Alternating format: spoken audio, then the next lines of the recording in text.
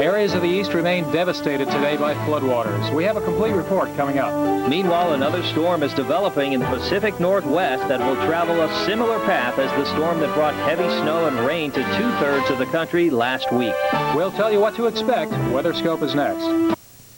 For a scope of coverage you won't find anywhere else, this is WeatherScope this afternoon. Thousands remain homeless today as massive flooding continues to plague parts of the east. Hello, I'm Mike Bono. And I'm Christina Abernathy. The floods caused by melting snow and heavy rain are the worst in 20 years. Since midweek from the plains to the east coast, nearly 3 dozen deaths have been blamed on the combination of cold blizzard conditions and high waters. In Pennsylvania, floodwaters have submerged Pittsburgh's Point State Park, the downtown site where the Monongahela and the Allegheny join to form the Ohio River. Thousands have left the Pennsylvania area for higher ground after their homes were threatened. Flooding is also common in the small western town of Corporal, New York. Residents living along the banks of the Allegheny River packed up their belongings and got out of the area yesterday. The water is knee-deep or higher across most of the town. Residents of Marlinton, West Virginia have an icy mess to deal with. Families that were forced from their homes Friday when the Greenbrier River overflowed its banks are trying to clean up today. And unfortunately, many are still without electricity and drinking water.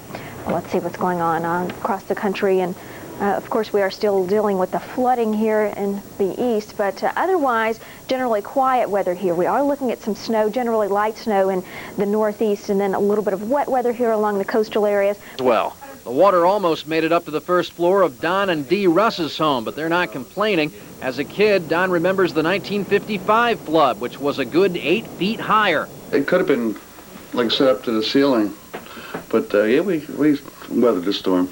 Don and Dee's fish did not, though. With no power for the pump in their tank, the fish died. Back in Yardley, the big impression in the aftermath of the flood was the ice that roared through here with the water. The ice kept coming up bit by bit. It was just creeping along. Scary. What did it sound like? It's like whoosh, whoosh, whoosh. It was incredible. Still, most of the damage was limited to roads and basements. Most here agree it could have been worse. In Yardley, David Murphy, Channel 6 Action News. Pennsylvania's capital city was overrun with water from the flooded Susquehanna River. Harrisburg correspondent Flora Pastorero has that part of the story tonight. Bring the camera! The bridge is collapsing! Bring the camera! Oh, man! Harrisburg's Walnut Street Bridge survived Hurricane Agnes in 1972, yet Saturday it crumbled like a toy, shoved off its foundation by the surging ice flow of the swollen Susquehanna River. The pedestrian bridge is a major link to downtown Harrisburg. The span cuts through City Island, where thousands of state workers park their cars daily. However, huge chunks of ice have seriously damaged the parking lot, and the city doesn't know when anyone will be able to park there again. Residents of Harrisburg's Shipoke neighborhood have been willing to pay big bucks for flood insurance in exchange for their magnificent view of the Susquehanna. This time, the relentless river told them to back off. Actually, I was planning on selling my house, so I don't know what I'll do. But, you know, that's one of the risks you put up with. It's a great place to live. This Shipoke restaurant owner watched his business get swallowed up by the hungry water. Probably by tomorrow we'll try to get in once the water level goes down. We have to then clean up all the mess and be back in business. One sign that the river was beginning to recede, the flurry of activity at the governor's mansion. The basement underwater Saturday. Workers were busy this afternoon returning furniture from the second to the first floor. The Susquehanna's fit of temper might have been amusing to Harrisburg's founder, John Harris. He loved the river so much he was buried along its banks, a watery grave today. I'm Flora Pastorero, Channel 6 Action News. President Clinton has declared Pennsylvania a disaster area because of this weekend's widespread flooding. Yesterday's rampage by the Delaware and Susquehannas in the eastern part of the state, plus others out west, prompted Governor Ridge to press for federal aid. He got it today at 2 minutes after 12 noon. The president followed through today and signed the declaration today. The governor asked for it this morning, and within less than 3.5 hours, it was signed by the president. Teams from the Federal Emergency Management Agency will be coming to Pennsylvania tomorrow to assess all the flood damage. The disaster declaration means emergency housing will be provided, along with disaster grants and loans. Joining us live now from the governor's mansion in Harrisburg is Governor Tom Ridge. Governor, were you surprised the president acted so quickly on your request? Well, you know, I was very pleased that the president acted quickly on the request for assistance relating to the flood. We're still waiting him to act more expansively on the request for assistance with the snow. And I might add, I was grateful for his quick response on the flood, but we have 67 counties. 58 of them are part of the disaster declaration, and the aid that Mr. Witt's talking about only goes to 6 counties, none of which are in the southeast. So if you had problems with snow, you don't count. If you have problems with floods, you only count in 6 of the 57 counties. So I think Mr. Witt and the administration and I and others still have a lot of work to do together to make sure that the aid is broad enough base so that all of Pennsylvania is included. And you called the snow a ticking time bomb that turned into floodwaters when it melted. When will we know how much damage the flooding caused? The assessment process begins as soon as the waters recede. We know that process has undergone now. We're still pushing forward, trying to get information from the unprecedented blizzard, that snow, that damage. That process is ongoing, and now we have to plug in another segment of that process, and that's assessing the flood damage. So it'll be weeks before we get a final total, probably months. Governor Ridge, thank you very much for joining us tonight. Thank you very much. Several thousand people in the Trenton area were urged to evacuate last night at the river as the river rose. The Red Cross helped set up shelters at several schools, so residents had a dry place to spend the night. By morning, emergency officials decided the river had crested, and they let the evacuees head back home. Crews have been working since last night to try to dry out the New Jersey State House in Trenton. The State House annex and garage were flooded. Pumpers have been trying to get the water away from the building and into a nearby creek. In Lambertville, New Jersey, work crews were busy pumping water out of homes today. Bonnie Berkmeyer was chased out of her home yesterday, and she returned early this morning to find her basement flooded. Her water heaters and furnaces were submerged. This is a lot more water than I've ever seen. And there are places in Lambertville where the water still hasn't found any place else to go. Traveling continued to be a problem in some places today. Slow going heading toward Philadelphia here on the Admiral Wilson Boulevard. Some spots were underwater and other places covered with ice. However, the situation improved as the day wore on, and everything appears to be going smoothly now. In Philadelphia, the scenic river drives are open again. Northbound Lincoln Drive reopened just a couple of hours ago. Crews finished removing mounds of mud and ice that made it too dangerous to drive on. It had been closed since Friday. A Pottstown man wanted for assault is presumed dead after falling into a creek. Crews searched the Matawny Creek all day without success. Police say they tried to arrest 25-year-old Paul Banks last night, but he tried to escape by running across a frozen section of the creek. The ice broke and Banks fell into the frigid waters. Their search ended at sunset tonight.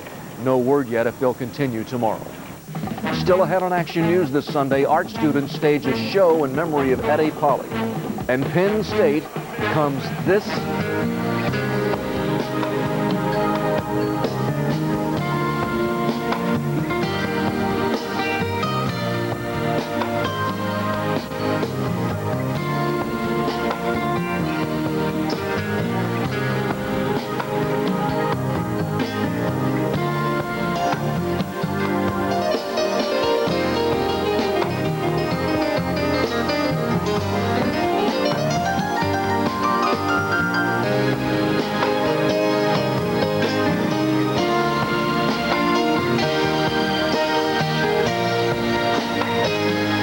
Cecily Tynan has a preview of spring for us tonight. It'll be an early spring this week. I don't know for the long term, but finally we have some clearing and warming weather to talk about, at least for the next 3 days.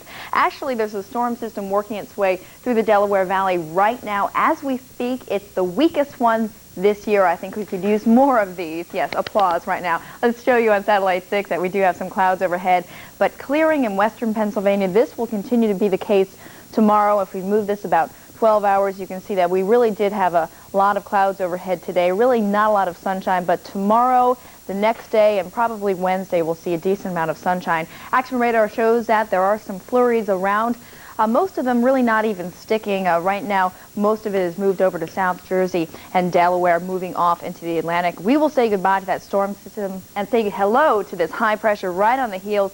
This will bring us a lot of sunshine and a warming trend over the next couple of days. Going to be nice. Then we have another storm system in the Pacific Northwest.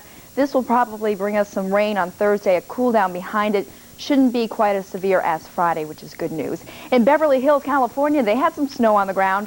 They imported it. Wouldn't that be nice if you didn't have to rely on Mother Nature's? You could just bring it in when you want it, bring it out when you don't want it, and I wish they could have taken some of our snow last week, but the kids certainly enjoyed it. AccuWeather says for tonight, a little flaky. Some flakes here and there, but they really shouldn't be sticking on the ground. This afternoon's high, 4 degrees below normal, 33. 22 was our low, that's average. Allentown right now, 28. Reading, 26. Wilmington, 32. Atlantic City, 36 degrees. The action cam was out at the Schuylkill River. Levels continue falling, which is good news. At the airport right now, 31 degrees, humidity 88%. Barometer 30.42 continues to rise. Winds are out of the northwest at 7 miles an hour, so the wind chill is 23 degrees. In Center City right now, 33. In the northeast, 30. Camden, 32. The airport, 31. And City Line, 30 degrees. The exclusive AccuWeather 5-day forecast tonight's going to be cold and clearing. Maybe a flurry, 18 in the suburbs, 26 in Center City. Tomorrow, sunshine. It's about time. 43 will be the high. On Tuesday, partly sunny, very mild, up to 50. 50 on Wednesday, some more clouds, maybe a shower by the evening hours. Some rain on Thursday, blustering cool on Friday, 36. But in the meantime, it's going to be beautiful tomorrow. Oh, that's good news. Thank you. ABC's World News Sunday is next on Channel 6. Action News returns at 11 tonight. Now for Phil Andrews, Cecily Tynan, the entire Action News team, I'm Rob Jennings. We'll see you later on tonight.